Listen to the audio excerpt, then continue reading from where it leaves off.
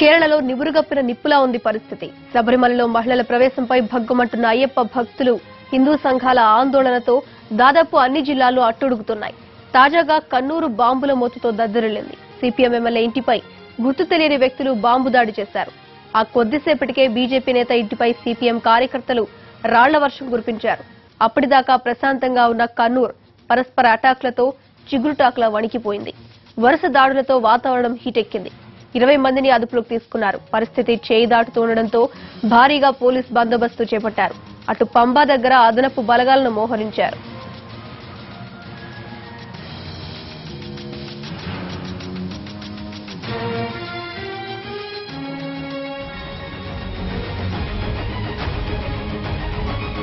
ఇద్దరు మహిళల ఆలయ ప్రవేశంపై ఆందోళనలు కొనసాగుతూ ఉండగానే నిన్న మరో మహిళ అయ్యప్పను దర్శించుకునేందుకు ప్రయత్నించింది. శ్రీలంకకు చెందిన శశికళ అనే మహిళ ఇరుముడి నెత్తిన పెట్టుకుని ఆలయంలోకి వెళ్లినట్లు సీసీటీవీ ఫుటేజ్ లో స్పష్టమైంది. అయ్యప్ప ఆలయంలోకి నిషేధిత వయసున్న మహిళల ప్రవేశానికి వ్యతిరేకంగా కేరళలో ఆందోళనలు కొనసాగుతున్నాయి. కొన్ని ప్రాంతాల్లో బీజేపీ, ఆర్ఎస్ఎస్ కార్యకర్తలు చేపట్టిన ఆందోళనలు హింసాత్మకంగా మారాయి. ఇప్పటికే పోలీసులు 1369 మందిని అరెస్టు చేశారు. 801 మందిపై కేసులు నమోదు చేశారు. 717 మందిని ముందు జాగ్రత్త చర్యల క్రింద అదుపులోకి తీసుకున్నారు పోలీసులు. అయినా పరిస్థితి అదుపులోకి రావడం లేదు.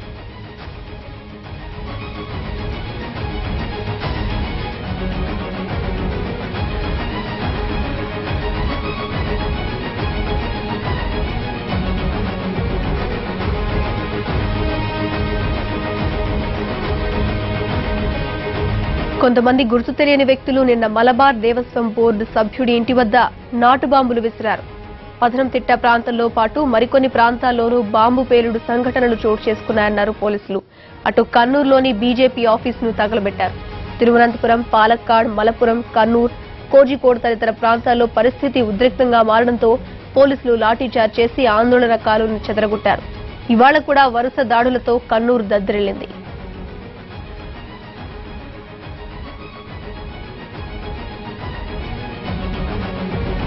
కేరళలో నివురుగప్పిన నిప్పులా ఉంది పరిస్థితి. ప్రస్తుతం శబరిమలలో మహిళల ప్రవేశంపై భగ్గుమంటున్న అయ్యప్ప భక్తులు, హిందూ సంఘాల ఆందోళనతో దాదాపు అన్ని జిల్లాలు అట్టుడుగుతున్నాయి. తాజాగా కన్నూరులో బాంబుల మూతతో దద్దరిల్లింది.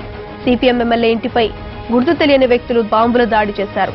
ఆ కొద్దిసేపటికే బీజేపీ నేత ఇంటిపై సిపిఎం కార్యకర్తలు రాళ్ల వర్షం కురిపించారు. అప్పటిదాకా ప్రశాంతంగా ఉన్న కన్నూర్ పరస్పర అటాక్లతో చిగురుటాకులా వణికిపోయింది.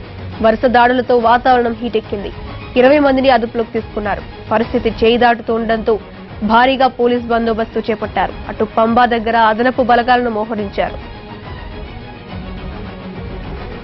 ఇద్దరు మహిళల ఆలయ ప్రవేశంపై ఆందోళనలు కొనసాగుతూ ఉండగానే నిన్న మరో మహిళ అయ్యప్పను దర్శించుకునేందుకు ప్రయత్నించింది. శ్రీలంకకు చెందిన శశికళ అనే మహిళ ఇరుముడి నెత్తిన పెట్టుకుని ఆలయంలోకి వెళ్లినట్లు సీసీటీవీ ఫుటేజ్ లో స్పష్టమైంది. అయ్యప్ప ఆలయంలోకి నిషేధిత వయసున్న మహిళల ప్రవేశానికి వ్యతిరేకంగా కేరళలో ఆందోళనలు కొనసాగుతున్నాయి. కొన్ని ప్రాంతాల్లో బీజేపీ, ఆర్ఎస్ఎస్ కార్యకర్తలు చేపట్టిన ఆందోళనలు హింసాత్మకంగా మారాయి. ఇప్పటికే పోలీసులు 1369 మందిని అరెస్టు చేశారు. 801 మందిపై కేసులు నమోదు చేశారు. 717 మందిని ముందు జాగ్రత్త చర్యల క్రింద అదుపులోకి తీసుకున్నారు పోలీసులు. అయినా పరిస్థితి అదుపులోకి రావడం లేదు.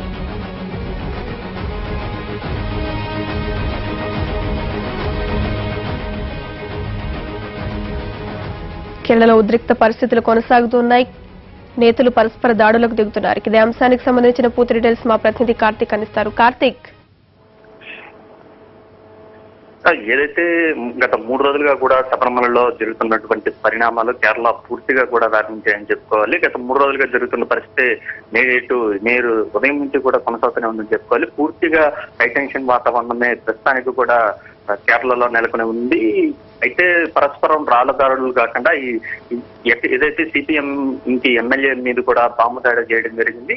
ఎందుకంటే గత 2 రోజులుగా చూసుకుంటే ఈ బాంబు దాడులు అనేది కేరళ వ్యాప్తంగా ఎక్కువని చెప్పుకోవచ్చు. నిన్న అడోర్లో కావచ్చు, దాని తర్వాత తిరువనంతపురం కావచ్చు, పూర్తి స్థాయిలో అక్కడ ఏకంగా పోలీసుల మీదే బాంబులు వేసేటువంటి పరిస్థితి అక్కడ నెలకొంది. సో రాళ్ల దాడితో కత్తులు రాళ్లతో చేసుకోకుండా ఈసారి ఏకంగా వీళ్ళు అక్కడ స్థానికంగా దొరికేటువంటి బాంబులతో దాడులు చేస్తున్నటువంటి పరిస్థితి అక్కడ ఏర్పడిందంటే అక్కడ రాజకీయంగా ఏ విధంగా హైటెన్షన్ వాతావరణం నెలకొందో మనం అర్థం చేసుకోవచ్చు. అయితే ఈ నేపథ్యంలోనే నిన్న మరో మహిళ స్వామివారిని దర్శించుకోవడం కూడా మరింత కలకలానికి, అక్కడ ఉన్నటువంటి స్థానికులు ఆగ్రహానికి గురి చేశాయని చెప్పుకోవాలి. ఇప్పుడు పూర్తి స్థాయిలో పరిస్థితి కొన్ని జిల్లాల్లో మరింత దారుణంగా తయారైంది. ఏకంగా ఒకరికొకరు ఇండివిజువల్ గా దాడులు చేసుకుంటున్నారు, పరస్పరం దాడులు చేసుకుంటూ ఏకంగా ఇళ్లపై కూడా ఇల్లు దాడులు చేసుకుంటున్నారు. నిన్న అడవిలో దాదాపు 20 ఇళ్లకు పైగా ధ్వంసం చేయడం జరిగింది.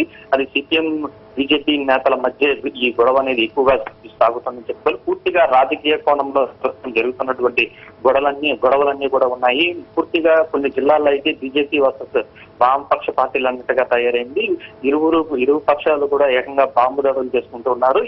తాజాగా ఈ రోజు ఉదయం కల్లూరు ఎమ్మెల్యే ఇంటిపైతో కావచ్చు, బోర్డు చైర్మన్ ఇంటి మీద కావచ్చు, ఈ ఇరువురు కూడా బాంబు దాడులు చేసుకోవడం జరిగింది. దీంట్లో కూడా కొంతమంది తీవ్రంగా గాయపడ్డారు. ఇప్పటి వరకు 20 మందికి పైగా ఈ ఘటనకు సంబంధించి బీజేపీ సిపిఎం పార్టీలకు సంబంధించినటువంటి కార్యకర్తలను కూడా అదుపులోకి తీసుకోవడం జరిగింది. ముగ్గురు మరణించేప్పటికీ కూడా ఆందోళనలు అయితే కొనసాగుతూనే ఉన్నాయి. దీనికి కేవలం రాజకీయ కోణంలోనే అందరూ కూడా ఆలోచిస్తుండడం వల్ల పూర్తి స్థాయిలో ఇప్పుడు పరిస్థితి అదుపు తప్పిందని చెప్పుకోవాలి. మొన్నటి వరకు ఏదైతే ఇద్దరు మహిళల ప్రవేశం మీద హిందుత్వ పార్టీలకు సంబంధించి కావచ్చు, హిందుత్వ సభ్యులకు సంబంధించి కావచ్చు, వారు మాత్రమే ముందుకొచ్చి పోరాటం చేసే వాళ్ళు పెద్ద ఎత్తున నినాదాలు చేస్తూ వస్తున్నారు. అయితే ఇప్పుడు పరిస్థితి మాత్రం మారింది. పూర్తిగా రాజకీయ పార్టీల చేతిలోకి ఇవి వెళ్ళాయని చెప్పుకోవాలి. పరస్పరము ఈ మాటల దాడులతో పాటు ఇట్లా బాంబుల దాడులు కూడా చేసుకుంటున్నారు. అయితే ఇప్పటికీ పరిస్థితి ఉధృతంగానే ఉంది. కొన్ని జిల్లాల్లో కొజిగోడ్ల పాటు తిరువనంతపురం, కన్నూరు లాంటి ప్రాంతాల్లో పూర్తి స్థాయిలో అదుపు ఉందని చెప్పుకోవచ్చు.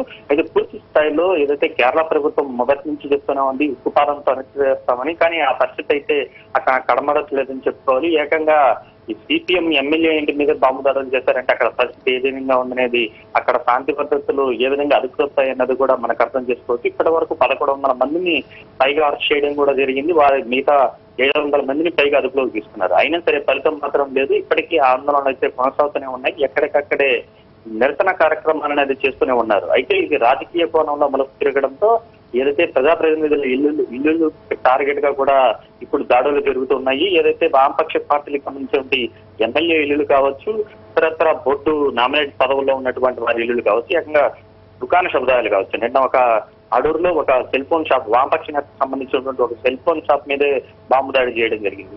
ఇటువంటి పరిస్థితి పూర్తి స్థాయిలో అదుపుతుందని చెప్పుకోవచ్చు. అయితే సాధారణ ప్రజలకి అంతుపట్టని విధంగా మారింది. మొన్నటి వరకు కేవలం ఏదైతే మహిళలు ప్రవేశాన్ని వ్యతిరేకిస్తూ చేసినటువంటి పోరాటం అది కాస్త రాజకీయ పరంగా రాజకీయ మలికి అందుకోవడంతో పూర్తిగా పరిస్థితి మారిపోయింది. ఇప్పటికీ కేరళ రాష్ట్రం అట్టడుగుతుందని చెప్పుకోవాలి. సముద్రం ఎటువంటి ప్రశాంతం ఉంటుందో, సునామీ వచ్చాక ఎటువంటి పరిస్థితి ఉంటుందో అటువంటి పరిస్థితి ఇప్పుడు నెలకొని ఉంది. పూర్తిగా ప్రశాంత వాతావరణంలో మాత్రం ఒక పంబ, ఎరుమేలు తప్ప మిగతా అన్ని ప్రాంతాల్లో కూడా ఇటువంటి వాతావరణం నెలకొంది. అయితే మరింత మందిని అమ్మాయిలు ఒకవేళ మహిళలు ప్రవేశిస్తే మాత్రం పరిస్థితి ఎలా ఉంటుందనేది కూడా ఆసక్తికరంగా మారింది. ఎందుకంటే వచ్చిన వారిని వచ్చినట్టుగా కూడా పోలీసులు పంపిస్తూ ఉన్నారు.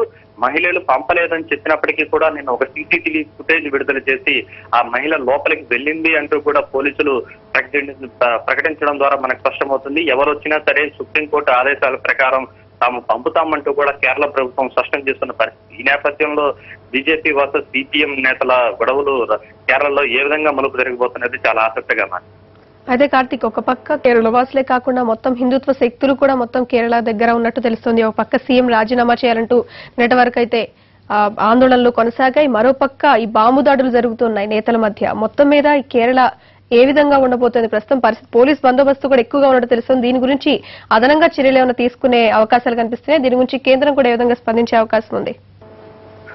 ఖచ్చితంగా దీని మీద కేంద్ర ప్రభుత్వం కూడా స్పందించే అవకాశం కూడా ఉన్నట్టుగా తెలుస్తుంది. ఎందుకంటే కొంతమంది బీజేపీ నేతలు నేరుగా హోంమంత్రి రాజ్నాథ్ సింగ్ ను కలిసి కూడా ఒక వినతి పత్రం కూడా జరిగింది. ఖచ్చితంగా అక్కడ పరిస్థితులు అదుపుపోయి బీజేపీ కార్యకర్తలతో ఏదైతే సామాన్య ప్రజల మీద కూడా సిపిఎం నేతలు దాడులు చేస్తున్నారంటూ కూడా బీజేపీ నేతలు హోంమంత్రికి ఫిర్యాదు చేయడం జరిగింది. దీని మీద కూడా స్పందించే అవకాశం ఉంది. మరోవైపు కేరళ రాష్ట్ర ప్రభుత్వం ఒక కఠినమైనటువంటి చర్యలు తీసుకోకపోవడం వల్లే ఇటువంటి ఘటనలు జరుగుతున్నాయని మాత్రం మనకు అర్థమవుతుంది. ఎందుకంటే గత వరుసగా బాంబు దాడులు జరుగుతున్నాయి. ఏకంగా ఒక సిపిఎం ఎమ్మెల్యే ఇంటి మీద జరగడం, దాని తర్వాత దుకాణం జరుగుతున్నప్పటికీ కూడా పోలీసులు కఠిన చర్యలు తీసుకోవడం లేదు, అందులో విఫలమయ్యారనేది మాత్రం మనకు తేటతెల్లమవుతుంది. ఇదే విషయాన్ని అక్కడ ఉన్నటువంటి మిగతా రాజకీయ పక్షాలన్నీ కూడా ఎత్తి చూపుతున్నాయి. ఖచ్చితంగా దీనికి బాధ్యత వహిస్తూ సీఎం విజయన్ రాజీనామా చేయాలంటూ కూడా పెద్ద ఎత్తున ఆందోళన చేస్తున్నారు. అయితే సీఎం విజయన్ మాత్రం ఇది ఖచ్చితంగా బీజేపీ దగ్గర ఉండి నడిపిస్తుంది కాబట్టి దానికి బాధ్యత బీజేపీ నేతలే వహించాలని కూడా ఆయన కూడా తిరిగి ఆ విమర్శలకు సమాధానం చెప్తున్నారు. అయితే ఇప్పటికీ అదే పరిస్థితి వాతావరణం నెలకొంది. అక్కడక్కడ కొన్ని చోట్ల బాంబు దాడులు జరుగుతున్నాయి. అయితే ఈ ఘటనలో కూడా చాలా మందికి గాయపడ్డారు. వారి పరిస్థితి కూడా చాలా విషమంగా ఉంది. కొంతమందికి అయితే అంబులెన్స్ దొరకకుండా ఒక మహిళ కూడా మరణించడం జరిగింది. ఇటువంటి పరిస్థితుల్లో ఈ రెండు పార్టీలను కొంత అదుపు తప్పే పరిస్థితి నేపథ్యంలో ఖచ్చితంగా కేంద్ర బలగాలు కేంద్ర ప్రభుత్వం జోక్యం చేసుకునే అవకాశం కూడా మనకు ఉన్నట్టుగా తెలుస్తుంది. ఎందుకంటే పరిస్థితి అదుపు తప్పిన నేపథ్యంలో ఒకవేళ ఏదైతే ఒక ఎంపీ బీజేపీకి అయినటువంటి ఒక ఎంపీ అక్కడ రాష్ట్రపతి పరిపాలన విధించాలని కూడా కోరడం కూడా జరిగింది. సో ఇటువంటి పరిణామాల నేపథ్యంలో ఏ విధంగా కేరళలో పరిస్థితి మారుతుందనేది కూడా చాలా ఆసక్తికరంగా మారింది. అయితే ఇప్పటికైతే ఇద్దరు మహిళల ఘటన మీదే అట్టుడుతున్నటువంటి కేరళ మరొక మహిళ నిన్న దర్శనం చేసుకుంది అన్న ఘటన కూడా మరింత ఆగ్రహానికి వారికి లోనయ్యారని చెప్పుకోవచ్చు. ఇప్పటికీ గొడవలు జరుగుతున్నప్పటికీ కేరళ ప్రభుత్వం మాత్రం పట్టించుకోకుండా ఖచ్చితంగా వారిని అనుమతిస్తూ ఉంది. దీని మీద మాత్రం మేము తగ్గేది లేదంటూ కూడా శబరిమల కర్మ సమితి సభ్యులు కూడా మరోవైపు ఆందోళన చేస్తున్నారు. ఇలా మూడు ఇరు పక్షాల మధ్య కూడా ఆందోళన కొనసాగుతుంటే మధ్యలో శబరిమల పరిరక్షణ సమితి కూడా వీరికి ఆగ్రహానికి మరింత రెట్టింపయ్యే అవకాశం ఉంది. మరోసారి తాము బంధుకు పిలుపునిస్తాము, ఖచ్చితంగా వదిలే ప్రసక్తే లేదు, ఖచ్చితంగా మా మనోభావాలను దెబ్బతింటున్నాయి. ఎందుకంటే జనవరి 22వ తారీఖు వరకు టైం ఉంది. ఆ జనవరి 22న సుప్రీంకోర్టు ఈ పిటిషన్లన్నింటినీ కూడా విచారించనున్న నేపథ్యంలో అంతకు ముందుగానే ప్రభుత్వం ఎందుకు ఈ దుశ్చర్యకు పాల్పడుతుంది, దగ్గరుండి మహిళలను పంపించాల్సినటువంటి అవసరం ఉంది. వారికి అసలే వాళ్ళు నకిలీ భక్తులుగా ఉన్నారు. 31వ తారీఖున వాళ్ళు సివిల్ డ్రెస్ లో ఉండి నేరుగా ఆలయానికి వచ్చేటప్పుడు మాత్రమే సాధారణ దుస్తులు ధరించి లోపలికి వెళ్లారు. ఇటువంటి పరిస్థితులను రాష్ట్ర ప్రభుత్వం ఎందుకు చేస్తుందంటూ కూడా బాలుగురు ఆగ్రహాన్ని వ్యక్తం చేస్తున్నారు. ఎక్కడికక్కడే ఆందోళన వ్యక్తం చేస్తూనే సీఎం విజయన్ దిష్టిబొమ్మలు కూడా వ్యక్తం చేస్తున్నారు. ఈ నేపథ్యంలో సీఎం విజయన్ ఏ నిర్ణయం తీసుకుంటారనేది మరి కాసేపాలని చేరింది. ఎందుకంటే వాళ్ళు కూడా కోర్ కమిటీ సమావేశాన్ని ఏర్పాటు చేయనున్నారు, మంత్రులతో కూడా సమావేశం ఏర్పాటు చేయనున్నారు. 1 గంట ప్రాంతంలో మరికొన్ని కీలకమైన నిర్ణయాలు ఏమైనా తీసుకుంటారా లేదా అనేది మనం వేచి చూడాలి.